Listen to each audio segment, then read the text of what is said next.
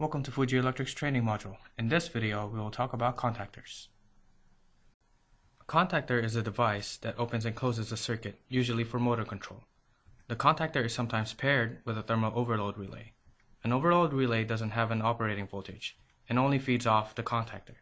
It sends a signal to the contactor when an overload condition occurs. A motor starter is what we call a contactor and an overload relay together. Here's a picture of what a reversing contactor and a reversing motor starter look like. A reversing contactor is made up of two contactors and a mechanical interlock, while a reversing motor starter is made up of two contactors, one thermal overload relay, and one mechanical interlock. Now let's look at Fuji Electric's current contactor series. We have the Orange Line, the Odyssey series, the SCE series, and the SK series. For more information on our contactor series, please visit our website at americas.fujielectric.com and click on Distribution and Control. Once there, please click on Support to visit our support page. You can then download our contactor catalogs. We have three contactor catalogs. The Orange Line and Odyssey series are in the USAH 105F catalog or the Orange catalog. The SCE series is in the USEH 530B catalog or the Blue catalog. The Orange Line and Odyssey series come with auxiliary contacts as standard and are used for general purposes or for replacement. The SCE series is used with another device to build a combination starter or for a new OEM product. The SK series is located in the 62C1-E-0022 catalog or the White catalog. The SK series contactors come with auxiliary contacts as standard and are for general purpose use or for replacement. These contactors are ideal for small motor applications and come with a small footprint. Select contactors are fitted with our super magnet coils. These coils are Fuji Electric's original technology and are used for AC or DC coil operation. With a super magnet coil, there is no unstable zone where chattering and contact welding occurs.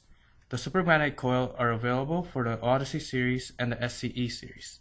Standard type contactors from SCN5 to SC-N16 are provided with surge suppression units. Now let's look at the part number system for the contactors. The Orange Line and Odyssey series follow the same structure for their part numbers. It begins with the product line code, followed by the coil operating type, the description type of contactor, frame size, frame enclosure, coil voltage, and the auxiliary contact arrangement. You can select the option of a non-removable terminal cover as well. The quantity of auxiliary contacts will depend on the frame size of the contactors. We also listed the Fuji type number equivalent to the US part number, as this is the part number seen first on the label. The part number system is located at the bottom of each page for each contactor category. The thermal overload relays for the Orange Line and Odyssey series follow the same structure, with the product line, style, enclosure, frame size, and the ampere range code. The Orange Line is located at page 13 of the catalog, while the Odyssey series is located at page 29. The SCE series part number system is much more simple. It starts with the product category, frame size, coil operating type, and the coil voltage.